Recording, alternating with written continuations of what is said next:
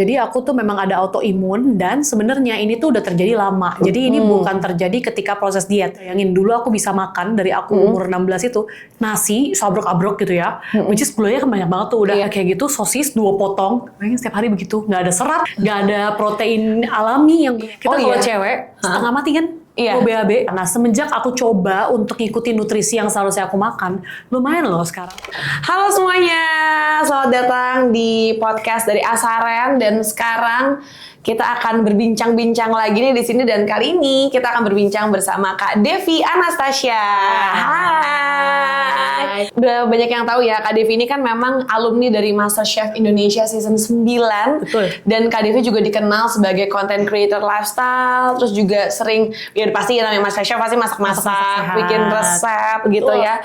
Terus juga Kak Devi ini kan sekarang juga lagi aktif banget olahraga juga ya. Jadi mungkin konten-konten dari konten perjalanan hidupnya Kak Devi sih ya yang sangat inspiratif sekali teman-teman ya. Yang belum lihat boleh dilihat.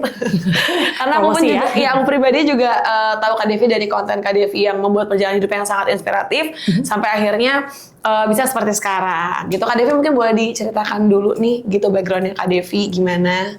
Kebetulan iya, aduh jadi malu. Terima kasih loh. Jadi memang awalnya masuk ke dunia perkontenan sampai bisa mungkin ada di podcast kayak gini itu aku dari MasterChef. Nah awalnya setelah keluar aku kayak aduh mau ngapain ya. Jadi udah pasti kita bikin konten gitu ya. Dan waktu awal-awal mau bikin konten tuh aku mencari kayak ini konten apa ya yang bagus dan apa ya yang kira-kira bisa aku bagiin. Dan kebetulan waktu aku keluar dari MasterChef itu aku kayak menggendut ya, berat badannya naik, jadi kayak agak lumayan besar. Akhirnya waktu itu aku decide tuh oke deh kita bikin konten masak-masak tapi yang lebih sehat sekaligus menceritakan semua perjalanan tuh bukan cuma dari gendut ke kurus tapi dari segi mental juga. Terus sekalian lah kita bumbuin dengan cerita kehidupan supaya yang nonton gak bosen dan jadi ada add on value aja sih di masak-masak kayak gitu. Ya. Kalau aku ngelihat sih Kak Devi emang cukup jujur banget ya. Maksudnya aku tuh ngelihat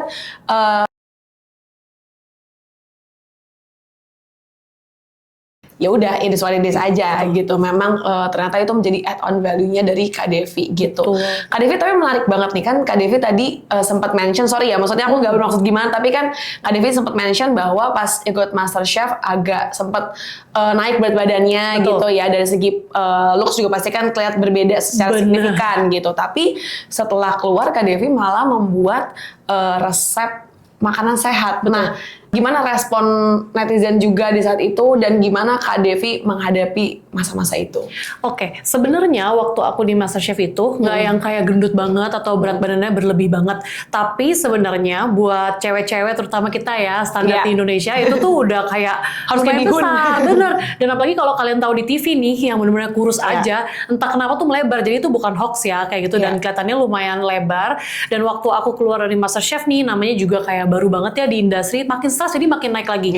Nah awal-awal sih kayak sebenarnya netizen itu baik-baik hati banget, jadi bukan yang kayak membuli aku atau kayak gimana. Cuman waktu keluar kok ngelihat kayaknya orang-orang di industri ini semuanya pada kecil-kecil, terus cantik-cantik dan mulai lebih mengenal banyak orang juga pastinya.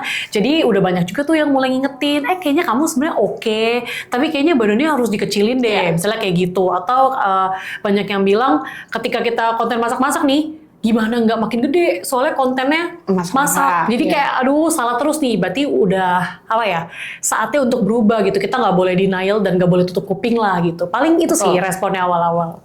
Oke, tapi berarti Kak Devi juga admit ya bahwa memang ada perubahan secara fisik juga gitu. Tapi bisa berat badan jadi naik gitu karena apa Kak? Mungkin karena snacking kah atau karena ada kebiasaan tertentu nggak gitu?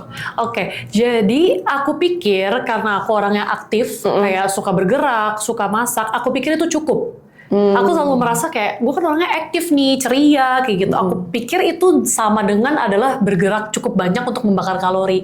Tapi pada nyatanya kita ya itu di Indonesia nih, masuk ke mobil pergi kemana? Makan. Habis itu masuk lagi pergi kemana? Kafe. Masuk mobil pergi makan malam. Jadi kita tuh kurang mobilitas dan aku merasa kayak, aku pikir cuman karena itu doang.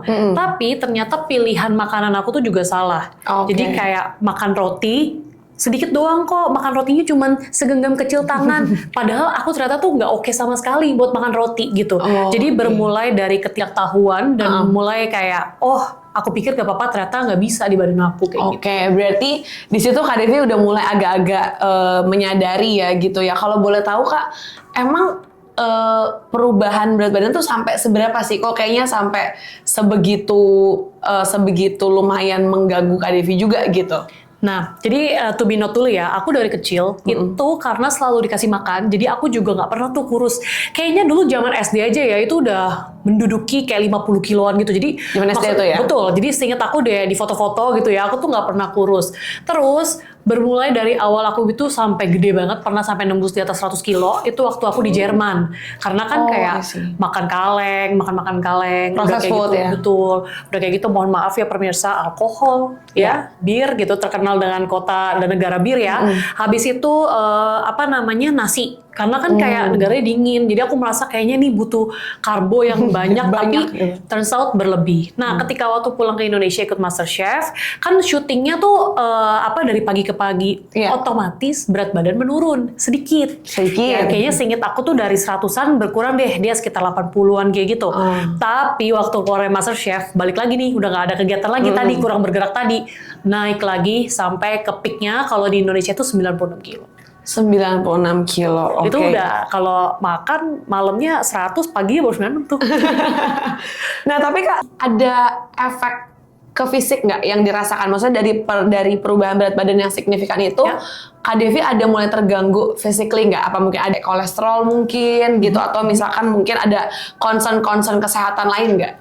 Oke, yang pertama kalau misalnya dari fisik itu pasti berasa di kaki ke bawah. Karena kayak lutut, nopang badan paha, bener, nopang gede. Dan kita kan bentuk badan beda-beda ya. Ada bentuknya apple lah, ada yang bentuknya pear, dan segala macam itu. Pokoknya aku tuh gede di bagian atas, bagian paha juga gede, tapi kaki di bawah tuh kecil. Ukuran kaki aku cuma 37 by the way. Jadi bisa bayangin dong waktu 96 kilo itu kayak gimana berasanya satu. Terus kedua, kalau soal kolesterol, nah ini menarik.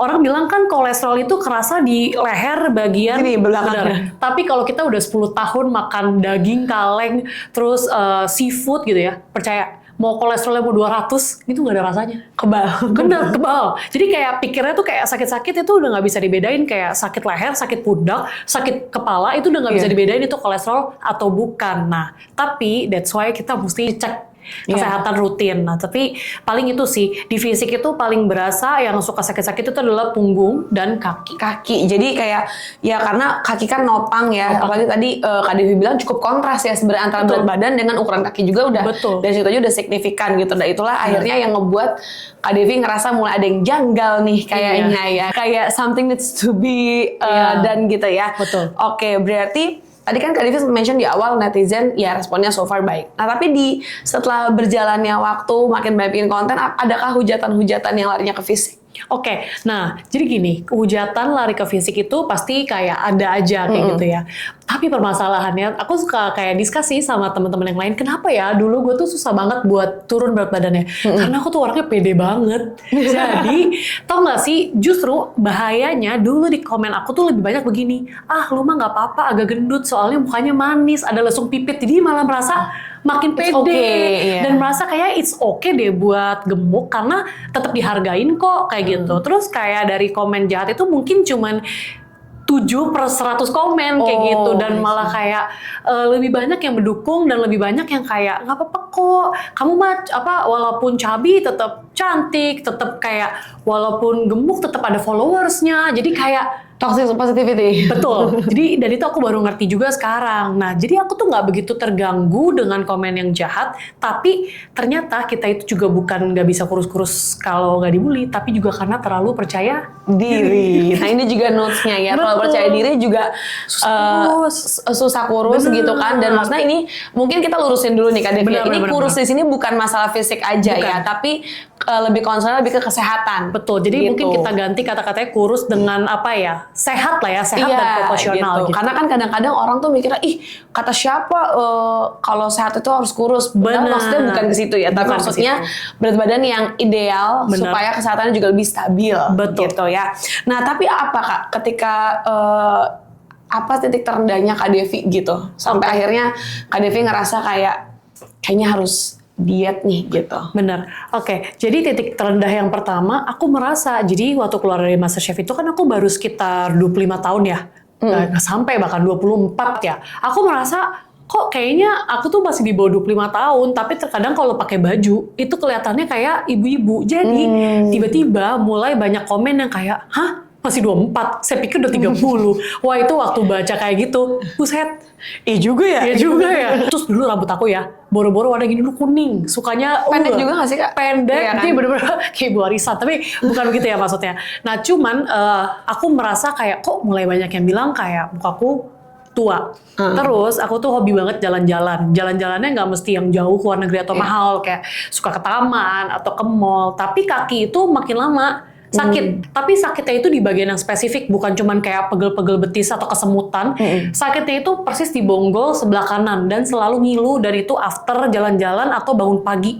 Sampai kayak sakit banget. Dan itu lebih ketahuannya lagi ketika aku kalau misalnya makan sesuatu yang manis atau minum sesuatu yang manis itu juga sakit tanpa harus dibawa jalan. Jadi kayak udah ada satu sinyal dari badan ini yang berasa wah ini strong sinyal banget nih kayak gitu sampai bunyi-bunyi kletek-kletek gitu.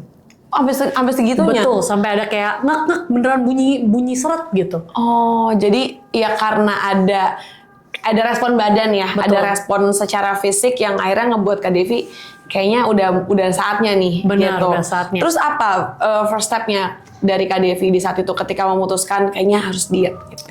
First step-nya, jadi aku tuh masih nggak ngerti banget dulu kayak harus makan kayak gimana ya. Karena dulu awal-awal waktu 96 kilo, kita mau langsung intermittent fasting atau kita mau langsung, wah defisit kalori nih misalnya dari 2000 gitu ya ke 1300, itu tuh hampir mustahil buat dilakuin. Iya. Karena boro-boro gitu ya intermittent fasting jam 10 pagi aja udah lapar banget, udah pengen cari bubur lagi, cari nasi uduk lagi, jadi nggak bisa.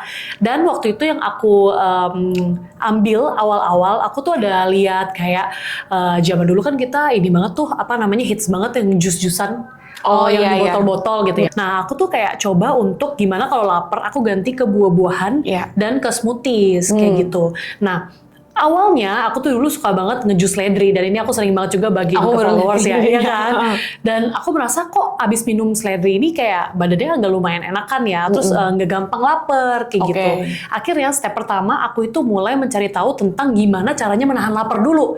Jadi instead of aku mengurangi kalori, hal pertama yang aku lakuin adalah cari cara untuk menahan lapar. Dan itu aku ketemu tuh jus seledri lah, terus dulu ada apple cider ya Iya, kan. tahu, iya, Habis itu tahu. chia seed Iya, atau iya. minum air putih seliter di pagi hari. Jadi ini dulu nih yang pertama aku pelajarin dan ternyata lumayan works loh. Oke. Hack-hack ini gitu ya di aku. Nah dari situ akhirnya aku baru mulai tuh bisa pelan-pelan masuk ke intermittent lah, terus ke defisit kalori dan lain-lain. Kayak gitu. Oke, jadi justru step pertamanya tuh yang Kak Devi lakukan adalah menahan laparnya dulu. Betul, gitu ya, kayak kayak. cara menahan lapar. Tapi berarti Kak Devi emang tipe orang yang suka ngemil atau misalnya emang Dahsyat. oh luar biasa. Luar biasa gitu ya. Oh berarti emang dari Kak Devi sendiri tuh emang suka makan, Betul. suka ngemil. That's why first stepnya pengen nahan lapar dulu. Pengen nahan lapar dulu kayak gitu. Oke, terus Kak Devi ngerasa udah works nih. Benar. Tadi jus seledri lah, atau misalkan kayak cuka apel ya. Betul. Itu gitu. Dan setelah udah berhasil menahan lapar, terus apa nextnya Kak Devi? Nah, nextnya akhirnya ketika scrolling, cari tahu gitu ya, akhirnya mulai terpapar dengan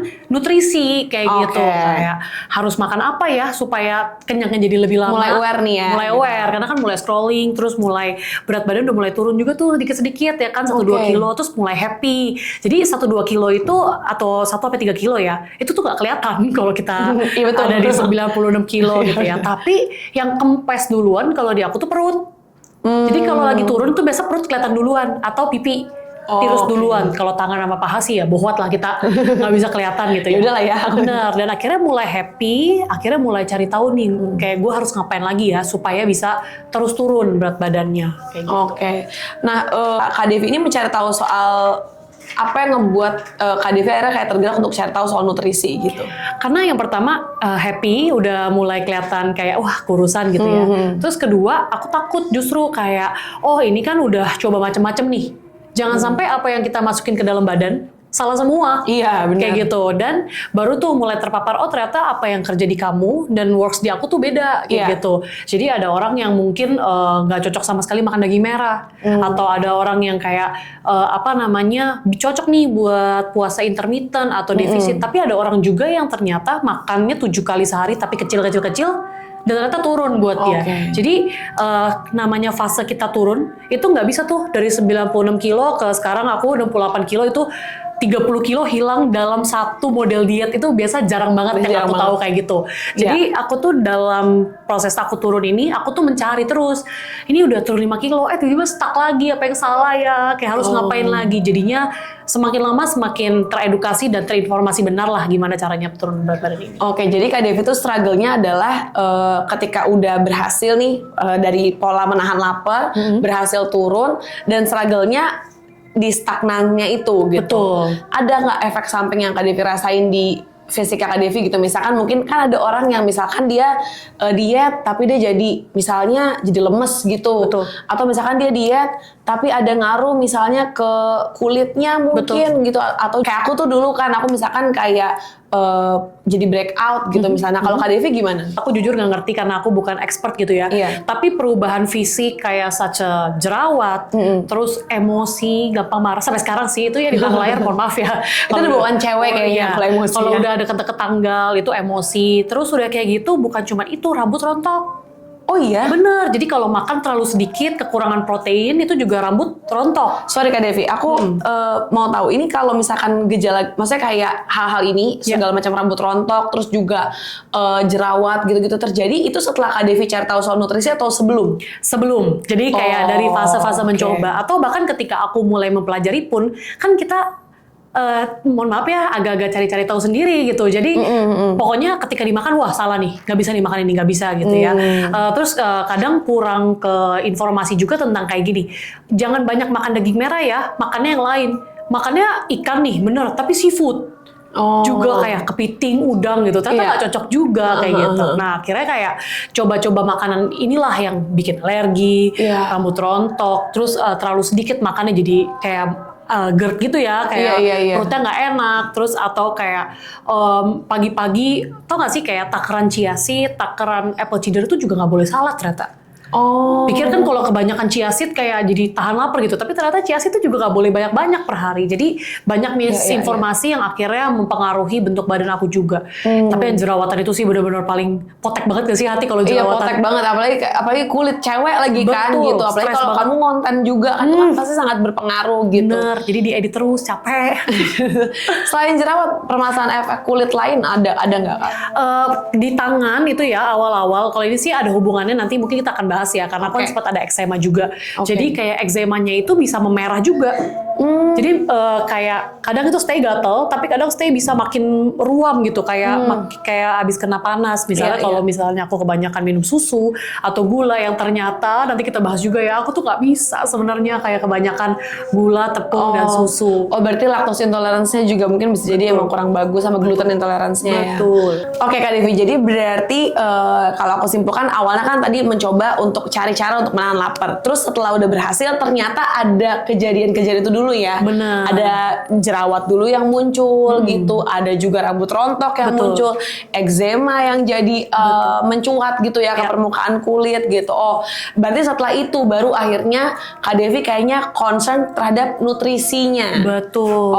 I see. Tapi perlu dicatat juga ya, awal-awal diet itu aku juga kayak aduh pertama bingung ya mau nanya ke siapa. Udah kayak gitu gimana kalau uangnya terbatas, kan banyak banget gak sih kalau misalnya yang lagi diet kayak kepikirannya tuh kalau diet itu biayanya mahal banget kayak gitu.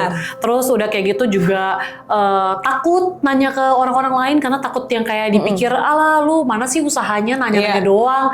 Jadi aku kayak merasa takut lah gitu, banyak takut-takut.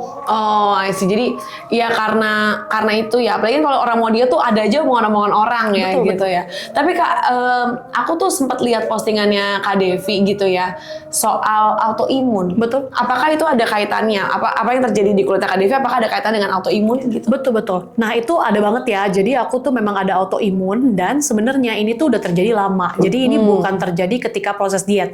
Lebih ke kenapa justru aku kayak tekad bulat banget harus harus hidup lebih sehat. Jadi awal waktu aku tinggal di Jerman itu kan bener-bener ya namanya juga anak rantau gitu ya. Yang penting makan kayak gitu. Terus udah kayak gitu stres gitu kan. Nah itu aku lagi kalau di Jerman kan terkenal banget sama sosis, terus makanan kaleng gitu ya. Itu setiap hari kalau perlu dan rasanya enak banget kayak gitu. Terus stresnya tidak terkontrol gitu ya. Dan itu bener-bener aku hidupin tuh. Jadi bayangin dulu aku bisa makan dari aku umur 16 itu nasi sabrok-abrok gitu ya. Which is gulanya kan banyak banget tuh udah. Terus udah kayak gitu sosis 2 potong. Bayangin setiap hari begitu, nggak ada serat, nggak ada protein alami yang benar-benar kayak dada ayam atau ikan kayak gitu ya. Terus boro-boro telur itu aja habis tuh atasnya masih ditopping pakai mayones, saus gitu. Jadi ya pokoknya instan cepet gitu ya. Kalau nggak itu makanannya malam ya mie instan. Instan cepet dan kenyang. Betul, instan cepet dan kenyang. Dan itu bener-bener bertahun-tahun dan awalnya tuh nggak kenapa-napa. Jadi awalnya kayak I'm fine kayak gitu. Tapi 25 tahun ke atas itu baru kayak kelihatan kayak gitu loh. Oke. Berarti karena autoimun itulah dan juga yang berimpact akhirnya jadi memicu ada jerawat gitu. Karena autoimun kan juga ada yang nyerang mungkin ke jerawat, ada namanya fungal acne, betul. Oh iya, nah akhirnya karena itu semua yang memutuskan Kak Devi untuk hidup sehat deh. Benar, dan terutama yang ini ya, yang sakit di bonggol kaki itu.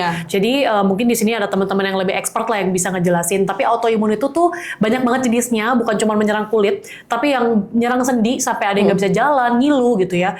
Bahkan ngilunya tuh biasa ada di sendi-sendi. Jadi persendian kita kan banyak banget nih. Kebetulan waktu itu aku kenanya di kaki, jadi aku sampai udah nggak bisa bedain. Ini itu aku sakit karena gemuk, apa karena autoimun atau karena apa kayak gitu. Nah terus apa Kak? Maksudnya kan tadi kan Kak Devi bilang jadi concern soal nutrisi gitu kan. Terus juga Kak Devi mulai cari-cari informasinya. Terus apa tools apa yang Kak Devi ambil? Oke, yang pertama itu aku yang benar-benar mengubah banget. Akhirnya banyak tuh ambil kayak kelas kecil-kecil tentang nutrisi. Udah kayak gitu mulai pakai jam tangan supaya hitung step. Terus karena banyak banget kan denger, oh ya autoimun itu tuh juga pengaruh pada stres. Dulu tuh, gila deh, pakai jam tangan lihat stress level ini menembus angka batas atas apa enggak kayak gitu. Terus pastiin relax stepnya lebih dari 10.000. Terus aku ada ke dokter gizi juga. Jadi untuk kayak gimana oke deh kita cutting dulu nih kalorinya. Terus olahraga apa yang kira-kira cocok dibikinin paket-paketnya dan jadinya pergi lebih jauh karena kan ada kayak macam-macam ya. Biasa di sini ada tes darah, ada tes macam-macam deh kayak gitu. Apa yang cocok, tes alergi juga kayak gitu. Dan akhirnya tuh baru tahu tuh kok ini gatel tapi nggak alergi ternyata ya itu autoimun. Jadi ada banyak mungkin ada banyak perkiraan-perkiraan yang dipatahkan juga ya. Setelah Kak Devi lebih tahu banyak soal nutrisi. Mungkin kadang-kadang kita kan suka ada ini ya kayak bukan mitos tapi ada orang-orang kan suka ngomong jangan-jangan ini jangan-jangan itu gitu. Terlalu banyak informasi akhirnya kita juga nggak bisa tahu yang sebenarnya mana yang benar gitu. Makanya akhirnya kebanyakan jangan-jangan, kebanyakan nebak-nebak dan itulah akhirnya membuat Kak Devi akhirnya serius lah untuk tahu soal nutrisi ini gitu. Dan aku juga sempat lihat ya Kak Devi sempat tes DNA juga ya. Benar. Nah boleh diceritain nggak Kak gimana? How is it? Nah itu aku jujur kaget banget dengan teknologi sekarang ya. Sebenarnya ini tuh aku udah tahu hal-hal seperti ini tuh mungkin udah dari 10 tahun yang lalu. 10 tahun Benar. lalu. Dulu waktu aku tinggal di Jerman udah ada gitu ya. Tapi itu tuh repot banget di kepalaku karena mesti dikirim kemana terus datangnya lama dan harganya gitu ya. Ampun. Jangankan dulu jadi pelajar mau beli itu tidak bisa gitu ya dulu. Dan ternyata kayak setelah aku tinggal di Indonesia sekarang udah banyak banget dan ternyata kayak range-nya banyak, bisa tesnya spesifik untuk apa, harganya juga beragam dan ternyata datanya cepet banget. Nah, ini yang aku tes bahkan sekarang udah ada di aplikasi ya. Jadi kalau kita lupa nih ya buka lagi gitu. Biar ingat ya. Benar. Nah, apa tes yang Kak Devi ambil? Nah, yang aku ambil nih, aku coba kasih lihat ya. Nah, ini spesifik ya, yang aku terakhir ambil recently bulan apa ya kemarin? November ya? Ini baru Januari, akhir Februari. Iya, pokoknya baru banget di akhir tahun kemarin. Benar, itu recently aku ambil kemarin di bulan November. Ini aku langsung keluarnya di aplikasi AsaX ya. Jadi ini tuh by Asaren. Nah, aku ada ambil 3 jenis waktu itu. Yang tesnya yang 360 DNA, terus yang ada aktif ini khusus olahraga dan Nuris. Dan setelah tes ini, surprisingly, aku tuh juga baru tahu gini, aku bukannya nggak suka ikan, tapi kayak ikan itu tuh, gimana ya, selalu nggak mesti lah ya kalau dalam pilihan makan Iya, kita kayaknya sehari-hari itu nggak sih? adalah last option gitu Bener, ya. kalaupun ikan tuh gurame asam manis banget gak sih? Atau kayak apa namanya tongkol, pindang, santan, pokoknya yang gitu-gitu. Iya. Dan biasa tuh ikan-ikan ini tuh termasuk makanan yang aku malas makan karena bertulang. Iya. Terus pengolahannya rata-rata mesti masak. Maksudnya gini, kalau ayam kan ada kayak mungkin chicken nugget Iya, atau iya, kayak iya. instan apa. Kalau Ikan tuh agak susah dibikin, betul. kecuali sarden ya. Tapi ternyata aku itu cocok banget Mediterranean diet. Jadi itu lebih banyak harus makan ikan-ikanan, kacang-kacangan gitu ya. Setelah tes ini, aku tuh jadi tahu banyak banget kayak, oh ternyata rambut aku tuh bisa rontok juga karena kurang kayak omega 3, kurang vitamin D. Oke. Kenapa Kak akhirnya tes DNA? Karena capek ya, makan apa aja salah. Terus banyak hal yang kita tuh nggak bisa jelasin. Ini tuh kenapa gitu ya. Kan selalu selama ini kita pusing. Kayak kenapa ya? Kok jerawatan gak hilang-hilang? Kadang tuh tes alergi gitu-gitu nggak cukup. Oh, Terus kenapa ya udah kayak ke dokter rambut, yang sekarang zaman mahal banget kan, kayak disuntik-suntik, terus kayak tetap gak numbu-numbu. Ternyata tuh makanannya salah pilihan, terus kekurangan. Jadi memang udah bibitnya tuh udah kekurangan semua kayak gitu. Terus aku tuh kan tiap hari minum kopi pagi gitu ya, kopi hitam. Ternyata aku juga tidak bisa kebanyakan kafein. Coba gimana?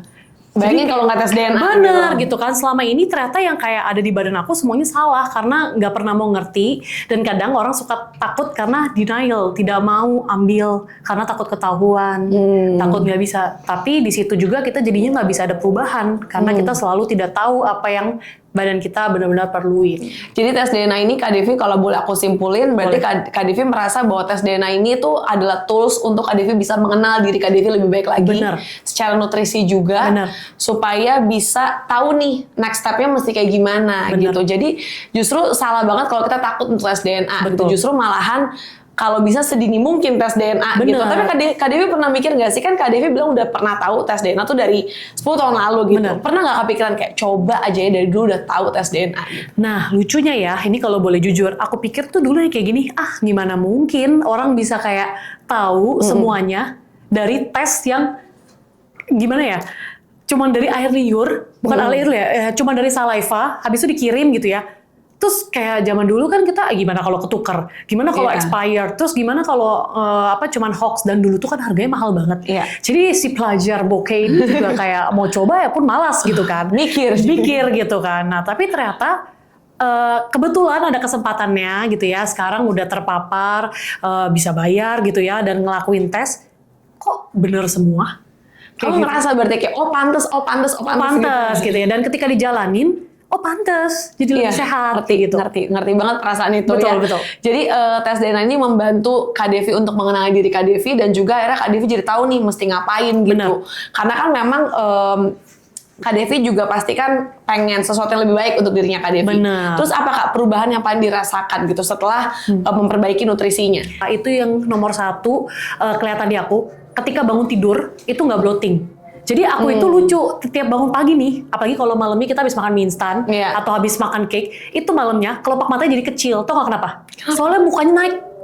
Serius, jadi kayak mukanya buff gitu, kayak ikan bulat. Iya. Mukanya jadi agak menggelembung, akhirnya efek ke mata lebih kecil. Hidung pun jadi terlihat lebih masuk ke dalam sedikit. Bener, puffy, terus perutnya itu kayak bener-bener kayak orang lagi hamil gitu. Kayak lagi isi gitu ya. Dan selama ini aku nggak pernah tahu kenapa kayak gitu. Dan ternyata ketika aku coba deh kita ikutin yang paling simple kan. Dan orang ini biasanya sekarang tuh suka diremehkan. Semua orang aja laktos intoleran, semua orang aja gluten intoleran sekarang gitu kan. Iya. Cobain deh, nggak dimakan gitu kan. Itu bener-bener pagi rasanya beda banget ya. Iya, mukanya jadi kelihatan lebih V-shape, perutnya jadi kelihatan lebih kecil. Paling merasakan di celana jeans ya, wah. Iya, itu kalau celana jeans pagi-pagi udah nggak muat, itu berarti ada something wrong. Terus yang kedua, wah gila. Waktu kemarin biasa, sekarang kita di acara panel sering ketemu kan. Iya. Sering ada tes apa? Tes darah, tes darah kan.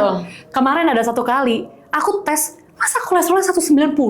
bener-bener gak ada rasa sama sekali di aku. Jadi timbangan tetap turun, tapi ada kolesterol 190. Nah ternyata ketika aku coba untuk makan kayak, oke nih kita balik lagi, kita buka tadi. Kayak ini tuh kayak buku kamus gitu kan, buku kamusnya si Devi nih, karena tes DNA ini kan. Jadi pas aku lihat, oh sebenarnya aku cocoknya, itu gak terlalu banyak cocok makan daging merah. Makannya coba Mediterranean diet, makan alpukat, makan ikan, ikan-ikanan, kacang-kacangan. Dan betul saja turun. Orang bilang makan kacang-kacangan gak bagus, tapi dilihat dulu kayak gitu. Kacangnya yang apa, berapa gramasinya, itu nanti kita bisa cari lebih dalam ya. Tapi kolesterolnya juga otomatis turun. Dan itu aku seneng banget karena gile, kalau kolesterol 190 gak berasa sih bahaya banget sih. Iya bahaya banget sih. Takutnya kenapa-napa tiba-tiba. Jadi itu sih yang simpel-simpel karena isinya tuh banyak banget. Jadi kita ini lebih kayak buku panduan lah. Ini kalau ada yang salah sama badan aku kayak kenapa lagi ya? Gara-gara itu gitu. Oh iya.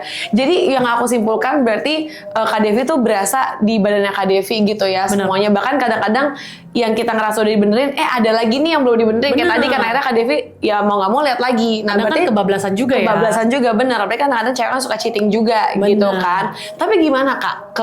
Setelah kamu udah tahu soal nutrisi, kamu udah tes DNA, kamu tahu ngenalin diri kamu dari segi nutrisi, gimana impact ke eczema, terus ke acne-nya, yang lain-lainnya? Kalau permasalahan eczema ini agak ruwet ya. Jadi kalau menurut aku ini udah agak kompleks itu, berhubungan dengan stres dan segala macam juga. Tapi yang nomor satu adalah ketika aku jadi aware sama aku tuh nggak bisa gula dan gluten, itu badannya eczemanya ini jadinya nggak flare lagi. Jadi flare itu apa sih? Tadi aku bilang ya, eczemanya tuh ada terus gitu. Katanya kalau banyak yang bilang kalau autoimun itu selama-lamanya ini correct me if I'm wrong. Tapi at least di aku itu nggak pernah kambuh-kambuh lagi. Nggak flare up. Betul, nggak flare up. Flare up itu kayak gimana? Misalnya contoh misalnya kayak gini gitu ya. Ini nggak memerah lagi, nggak radang kayak gitu ya. Bekasnya sih akan tetap ada aja kayak gitu. Tapi dulu sebelum aku menolak untuk tahu gitu ya. Ini kan warnanya coklat kayak gini. Kalau aku makan gula dia teng gitu. Kayak nyala gitu. Dan itu dialamin bukan cuma sama aku tapi sama kita teman-teman pejuang juga, semua rata-rata kayak gitu. Oke, berarti dari semua yang udah Kak Devi lakuin gitu ya, berarti emang yang paling works adalah tes DNA ini gitu. Betul. Selain kita jadi lebih tahu apa yang harus dimakan sama enggak, banyak banget dari segi olahraga, terus mengelola stres dan macam-macam bisa semuanya kelihatan di sini. Oke, jadi karena itu semua gitu ya Kak, berarti memahami dan memperbaiki nutrisi itu udah langkah yang tepat banget ya. Betul, best, kompleks. Tapi terutama sih memang tidak boleh stres, harus bahagia terus kalau dia bahagia terus. Betul. Ya, tapi kan selalu lupa ya kan, apalagi cewek ini kan overthinking, apa jadi dipikirin. Benar. Dan kadang tuh anxiety, deg-degan gitu ya, terus perut nggak enak itu bisa juga jangan-jangan pengaruh makanan loh. Oh iya? Benar. Jadi apapun yang masuk ke mulut kita itu mempengaruhi semua dari atas kepala sampai bawah kaki. Memang betul-betul we are what we eat ya berarti. Betul. Betul ya. Dan berarti sekarang Kak Devi udah bisa merasakan juga ya, maksudnya setelah memperbaiki nutrisi lewat tes DNA udah tahu semuanya, bahkan bisa dicek lagi atau dilihat lagi hasilnya juga kalau emang ada sesuatu yang mungkin lupa lagi atau ada yang terjadi lagi gitu. Berarti cukup menolong Kak Devi banget ya gitu. Menolong. Dan setahu aku ini kayaknya sekali seumur hidup deh. Jadi ini memang sekali seumur hidup, that's why isinya banyak gitu ya, mesti dipelajarin terus. Memang seperti life investment. Betul. Nah berarti sekarang Kak Devi juga udah pasti udah lebih concern sama kesehatan, concern sama nutrisi gitu kan. Berarti dan tadi juga sebenarnya bisa disimpulkan kalau tadi kan mau padel gitu, tes kolesterol dan segala macamnya, kalau ada apa-apa tinggal lihat lagi tes DNA-nya gitu. Betul. Kan untuk mungkin ada yang perlu diperbaiki lagi. Nah itu berarti Kak Devi ambilnya tes DNA, lihat nutrisi itu yang di Nourish ya berarti ya? Di Nourish kalau yang tentang makanan. Terus aku juga ada yang menarik banget yang aktif, nanti kita boleh bahas sedikit, sama yang 360 DNA ini. Wah isinya kompleks dan banyak banget. Bahkan itu yang tadi aku bilang, kita bahkan bisa tahu di sini kayak intelijen kita tuh yang lebih bagus apa gitu. Nah, tapi dari ketiga tes yang memang Kak Devi ambil, aku simpulkan berarti tiga-tiganya memang sangat works di Kak Devi ya, terutama yang Nourish tadi juga itu. Betul. Dan 360 gitu kan, karena dari 360 itu Kak Devi juga jadi bisa tahu gitu bahwa oh yes, memang ternyata ada kecenderungan autoimun yang berimpact ke kulit, sendi gitu ya. Betul. Berarti masing-masing report ini juga saling berkaitan ya. Bener. Gitu. Akhirnya Kak Devi bisa tahu gitu, oh dari segi nutrisinya apa nih yang harus diperbaikin gitu. Betul. Kan. Apalagi kita emang ada rekomendasinya juga kan, kayak berapa kalori hariannya harus berapa gitu. Berarti berarti yang tadi Kak Devi ambil diet itu lebih cocok berarti Mediterranean diet kalau aku. Dan rata-rata ini orang Indonesia pada cocoknya Rata-rata orang Indonesia cocoknya Mediterranean diet, iya kan? Rata-rata loh orang Indonesia. Oh iya. Jadi bukan cuma aku ini. Kalau dari Kak Devi sendiri, yang Kak Devi paling spesifik rasakan dengan kondisi tubuhnya apa? Yang pertama badan jadi lebih enteng. Udah kayak gitu, sering nggak sih kita kalau misalnya makan aja langsung next kilo? Banyak yang Iya kan? Tapi ada orang yang kayak abis makan langsung turun. Terus yang paling, wah ini yang paling aku suka banget, masalah BAB. Kita kalau cewek setengah mati kan? Iya. BAB. Wah gila sih, dulu aku itu kayak 1 hari belum tentu sekali. Bahkan kalau lagi gila-gilanya, lagi liburan tuh 3 hari sekali baru. Jadi itu kan kayak parah banget kan. Ternyata itu bisa juga salah dari asupan protein, salah kekurangan serat, kekurangan omega 3, kekurangan vitamin D, itu semuanya mempengaruhi badan kita. Nah, semenjak aku coba untuk ngikutin nutrisi yang seharusnya aku makan, lumayan loh sekarang, walaupun kayak kadang masih bisa sehari cuma sekali atau besoknya kayak gitu, tapi jadi lebih rutin. Terus jadi better lah ya. Better. Maksudnya setelah Kak Devi tahu soal nutrisi, sangat-sangat berimpact ke kesehatan semua gitu, dari aspek pencernaan, kulit gitu, daya tahan tubuh udah pasti gitu kan. Dan pastinya juga soal bangun lebih segar, keberlangsungan hidup juga. Maksudnya kayak otomatis kan kita jadi bisa aging gracefully ya gitu. Kalau misalnya kita pola hidupnya sehat, nutrisi kita tahu, jadi kita udah tahu apa yang bagus buat kita gitu kan. Terus sekarang Kak Devi gimana nih berarti? Maksudnya menjalani, setelah Kak Devi udah tahu soal nutrisi dan lain-lainnya, gimana Kak Devi menjalani hari-hari Kak Devi dari segi apapun lah gitu? Yang pasti yang harus dicatat nomor 1 adalah tidak boleh bandel ya. Jadi sekarang kalau ngelihat menu nih gitu ya, misalnya kita makan apa deh yang paling simple, tempong gitu ya. Aduh ini ada menu ikan atau ada menu sapi atau ayam, udah deh aku ikan aja karena kan cocok buat badan aku kayak gitu. Terus kalau misalnya pergi ke kafe gitu ya, ada kopi hitam nih atau ada air putih, udahlah teman-teman kopi hitam, aku air putih aja supaya badannya jadi lebih enak. Walaupun ya sesekali kita masih sih kayak karena kita manusia biasa ya, apalagi aku tukang masak jadi masih harus icip-icip. Nah, berarti tadi kan Kak Devi udah membatasi tuh ya, dari segi makanannya udah bisa lebih milih, lebih bijak lah ya, mana yang harus yang lebih cocok apa enggak, betul. Untuk tubuhnya Kak Devi gitu. Tapi kan kalau di Nourish ini ada analisa respon-respon terhadap nutrisi-nutrisi ya Kak, ada kayak respon terhadap karbohidrat, respon terhadap protein gitu ya, respon terhadap fiber gitu. Nah, kalau di Kak Devi apa yang responnya bagus? Oke. Terutama tadi kita udah bahas ikan-ikanan, kacang-kacangan itu bagus buat aku. Yang kedua, ini surprisingly ternyata tidak semua orang Indonesia juga diet harus menghilangkan nasi dan karbohidrat sama sekali. That's why kenapa selama ini aku diet tetap makan nasi gitu ya, makan mie dalam kondisi yang cukup saja ya, terutama bukan yang wah kalau makan mie instan 5 bungkus sih gila juga gitu. Jadi kayak aku selama ini dia selalu makan nasi, kenapa? Karena menurut aku itu mengenyangkan dan cocok di badan aku, dan akhirnya BAB jadi bisa lebih lancar. Dulu aku pernah tuh coba-coba diet bener-bener wah yang model-model keto gitu ya, jadi nggak makan nasi, bener-bener cuma makan fat, dan itu aku bisa seminggu nggak bisa BAB. Jadi jangan salah mengetahui diri kalian kayak gitu, karena makan nasi it's fine kalau buat aku, tapi kalau buat dirimu cek dulu tes DNA-nya gitu. Jadi emang sepenting itu ya untuk tes DNA supaya karena apa yang works di Kak Devi belum tentu works di aku. Bener, beda dan banget. Begitu pun sebaliknya gitu. Jadi Kak Devi beruntunglah gitu ya, dia tapi tetap bisa makan mie dan nasi. Betul. Jadi respon tubuh aku terhadap karbohidrat best gitu. Tidak ada masalah. Ya. Tidak ada masalah. Untungnya seperti itu ya. Nah juga aku kan sempat lihat juga gitu ya Kak, dengan Kak Devi juga cukup bisa dibilang banyak lah followersnya Kak Devi, sangat banyak gitu ya. Kak Devi kan juga membantu followersnya Kak Devi ini untuk punya hidup yang sehat gitu, bahkan lengkap juga gitu ya dengan nutrisionis gitu, terus juga ada personal trainer dan juga makan sehat dan juga support system. Mungkin boleh diceritain nggak Kak Devi soal itu? Jadi kalau untuk followers sih aku pastinya cuman pengen bilang ya ke mereka, ayo dong kita semangat gitu, jangan patah semangat.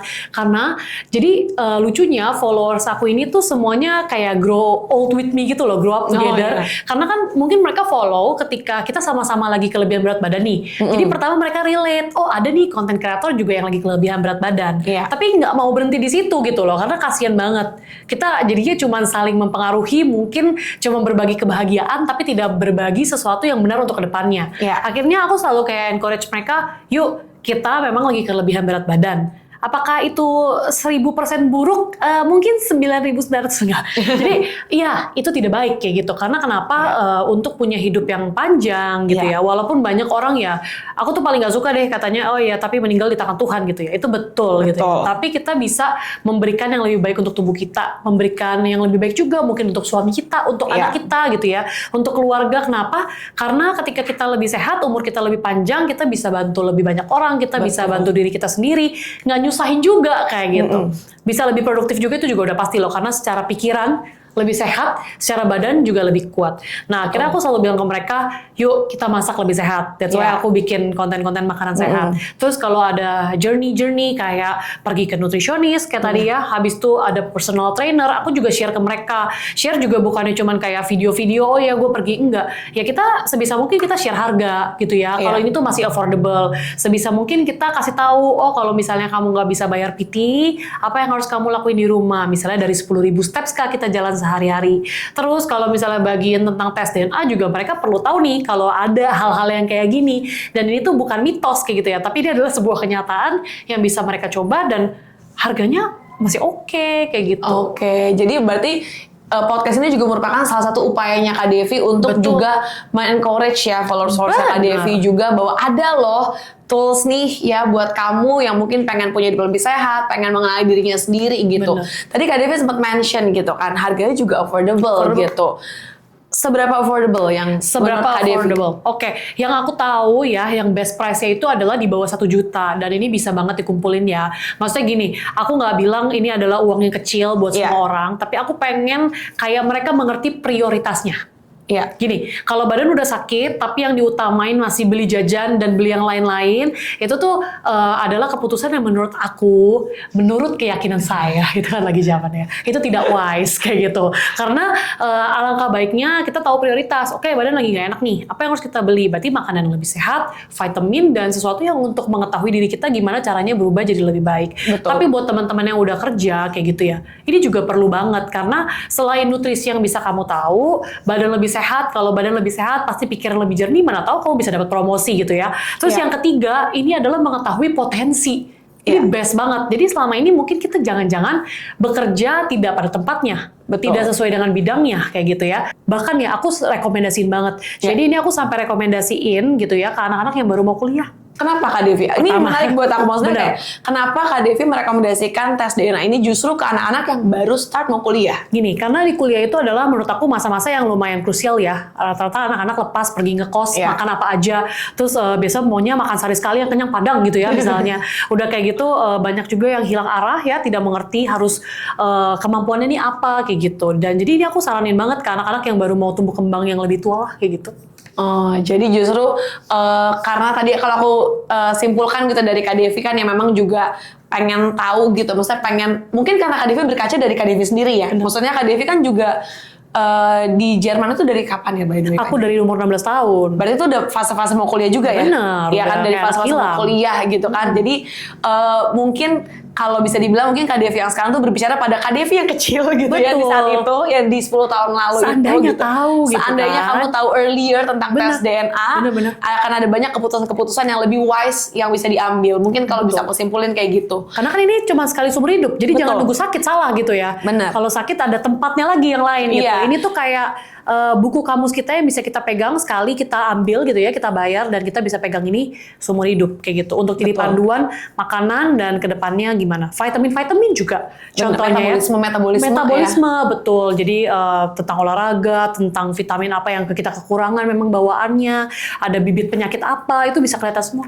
Ya, berarti kalau aku simpulkan tadi kan Kak Devi tuh menurut aku juga journey dietnya ini juga lumayan banyak ya, maksudnya banyak impactnya gitu ke yang lain, ke jadi tahu juga soal autoimun, impact ke kulit, sendi, dan lain-lain. Berarti kan artinya bisa disimpulkan bahwa tes DNA di Asaran ini tuh bukan cuma untuk orang yang mungkin pengen hidup sehat karena mau diet aja gitu ya, tapi juga untuk teman-teman mungkin yang pengen ngatasin nih masalah-masalah kulit gitu, kayak acne dan juga eczema gitu. Mungkin struggling gitu, kenapa ya acne-nya tuh nggak selesai-selesai gitu. Atau mungkin orang yang nggak pernah acne tapi tiba-tiba muncul acne gitu, atau mungkin yang ngerasa kayaknya nggak punya eczema kok tiba-tiba muncul eczema gitu ya. Jadi bisa tahu lewat tes DNA di asar. Betul, jadinya nggak kayaknya terus. Pusing tahu, jadinya menduga-duga nggak bisa tidur nih, kenapa ya, ini kenapa ya gitu. Apalagi kalau kita menduga-duga terus kita ambil step yang salah, misalnya Benar. kita coba yang lain-lainnya, keluar uang lebih banyak. Betul, zaman sekarang kan tinggal kayak searching ya. Ini ada tanda-tanda kenapa bentol gitu ya. Terus udah kayak gitu minum ini, diminum pula gitu. Ternyata salah diagnosa itu nggak boleh banget. Self diagnosis tuh kayak jelek banget gitu ya. Karena takut cek, males cek, terus self diagnosis itu benar-benar bad banget. Jadi tidak Bad boleh banget, dilakukan ya.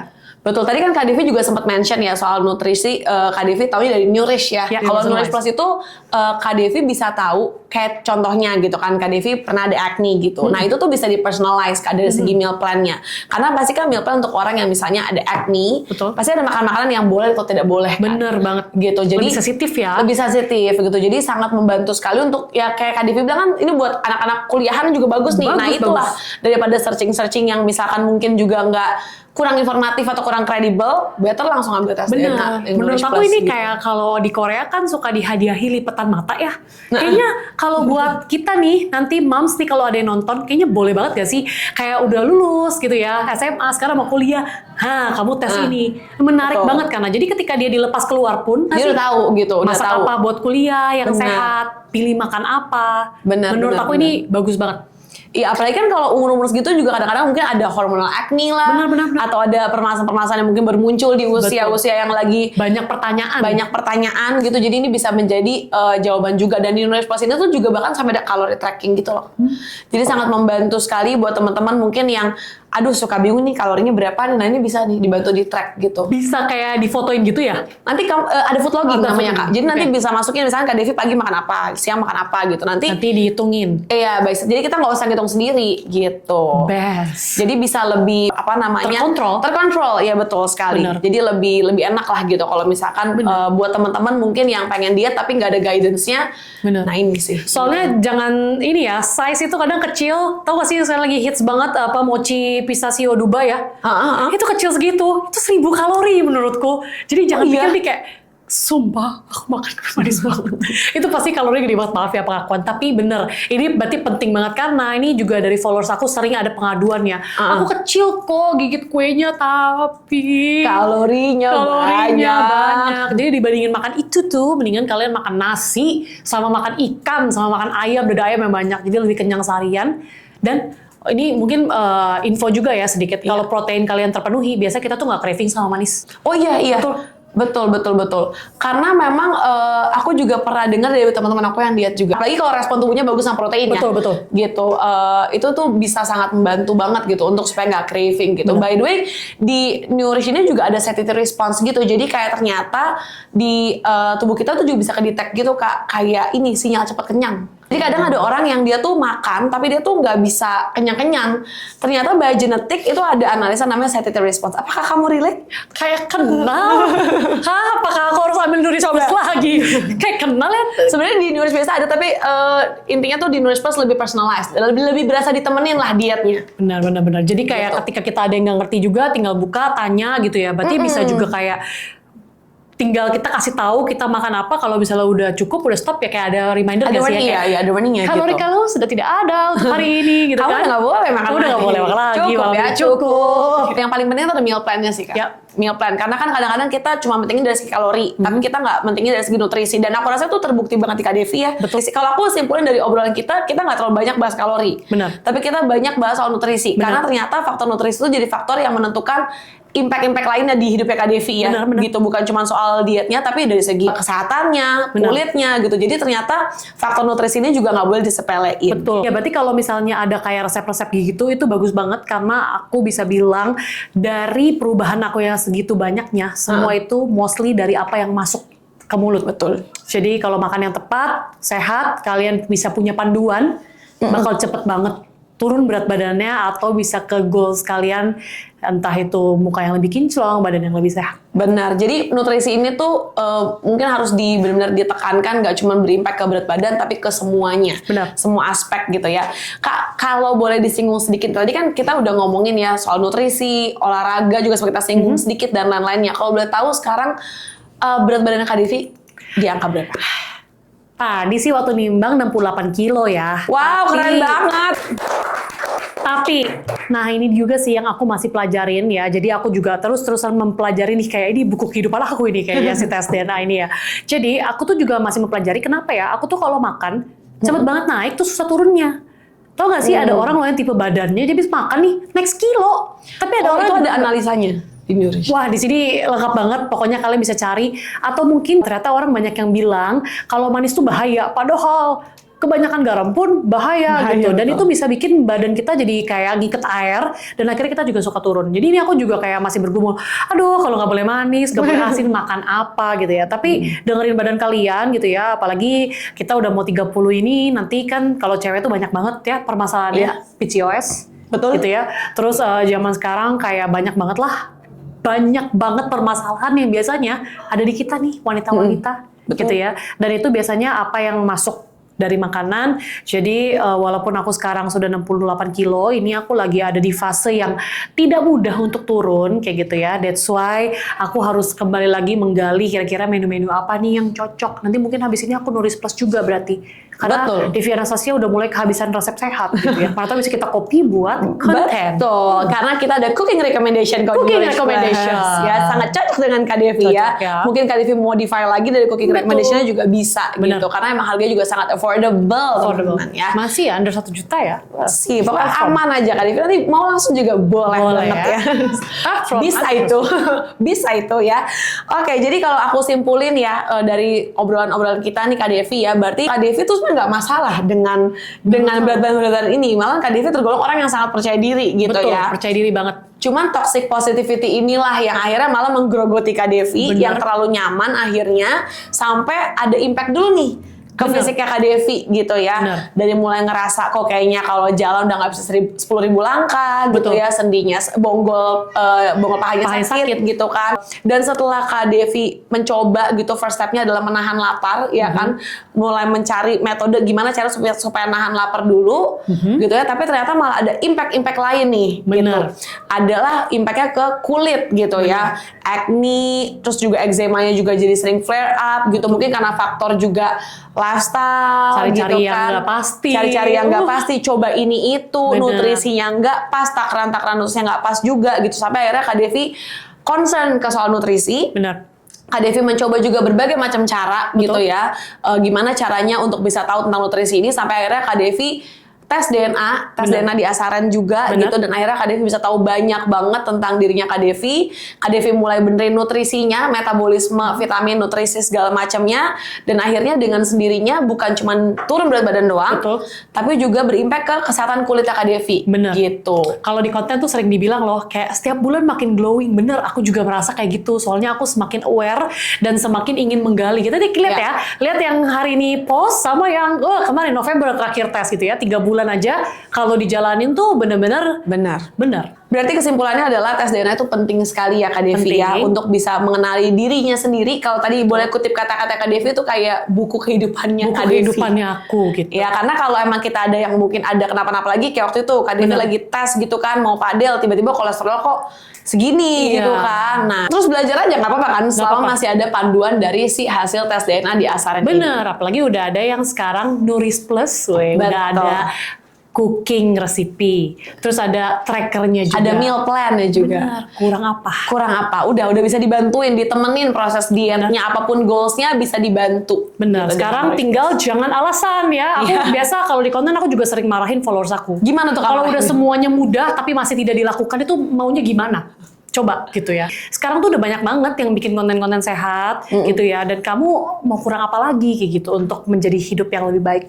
Iya, dan kebetulan Nourish Plus kita ini Kak Devi itu lagi PO. Udah bisa di PO ya. Dari sekarang udah bisa dong pasti. PO sekarang. Kayak gitu. Aku saranin kalian ya, buat kalian yang masih bingung, kalian PO dari sekarang nih. Jadi habis tonton ini ya, nanti kalian nonton ini dimanapun, kalian coba cari tahu ya Asaren. Terus kalian coba cari lagi nih dari serangkaian semua tes DNA-nya, ini yang Nourish Plus yang paling best buat kalian yang mau bukan cuma turun BB ya kalau ngomong. Banyak sih. Kulit, potensi alergi juga bisa gitu. Jadi ada banyak hal.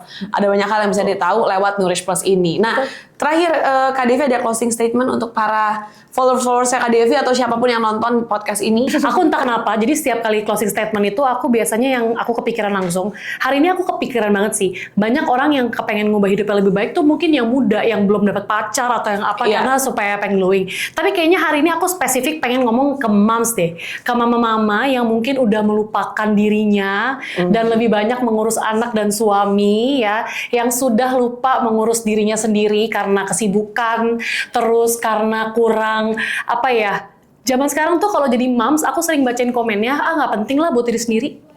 Buat anak aja, buat suami aja, aku mah nanti kalau makan aku sisanya aja. Aku sering banget denger kayak gitu dan aku jujur sedih karena aku merasa sumber awal kebahagiaan keluarga dan anak-anak kamu itu adalah kamu sendiri gitu ya. Kita jadi cewek itu harus bisa untuk taking care ourselves first. Setelah itu baru kita boleh take care orang lain. Karena dari pengetahuan kita bisa jadi lebih sehat ya. That's why kamu mesti banyak banget ambil tes, itu aku tahu menyebalkan tapi harus. Dan harus take care diri sendiri dulu baru take care orang lain. Karena satu keluarga itu mungkin ada di tangan kamu. Betul, happy mom. Dalam ya, iya. Entah kenapa aku pengen ngomongnya buat moms deh hari ini. Iya, tapi banyak banget juga customer asaran tuh adalah mama-mama. Ya. Jadi ada yang kayak, aku pengen diet Kak, udah coba apa segala macamnya tapi nggak bisa-bisa gitu. Ya, tapi benar juga sih, soalnya kan ibu-ibu kan kadang udahlah buat anak aja, udahlah buat suami aja gitu. Nah, tapi dengan tes DNA ini mungkin dengan Knowledge Plus ya, mama-mama jadi berasa punya teman dietnya, punya teman yang care dengan nutrisi-nutrisinya. Karena gitu. banyak loh yang merasa kalau udah melahirkan itu nggak mau pikirin tentang diri sendiri lagi, udah nggak mikirin penampilan dan akhirnya itu bikin mereka stres juga di rumah kayak gitu, nggak happy juga kayak gitu.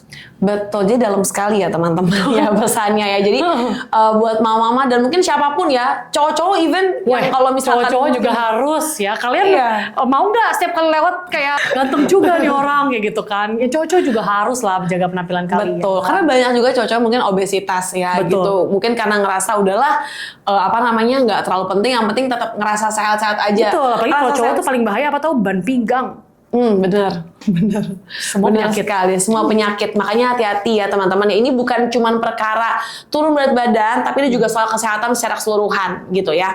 Bukan cuman soal turun berat badan atau misalkan mungkin berat badan yang ideal, tapi juga kesehatan tubuh secara keseluruhan gitu. Dari kulit, rambut, sendi itu juga ngaruhnya ternyata banyak sekali. Dan sumbernya dari nutrisi. Makanya teman-teman harus take care banget, harus concern banget dari segi nutrisi dan lewat tes DNA di Asaren. Iya, keren.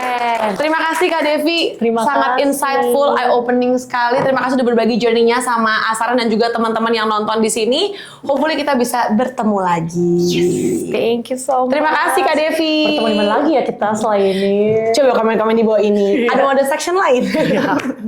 Terima kasih semuanya. Bye-bye.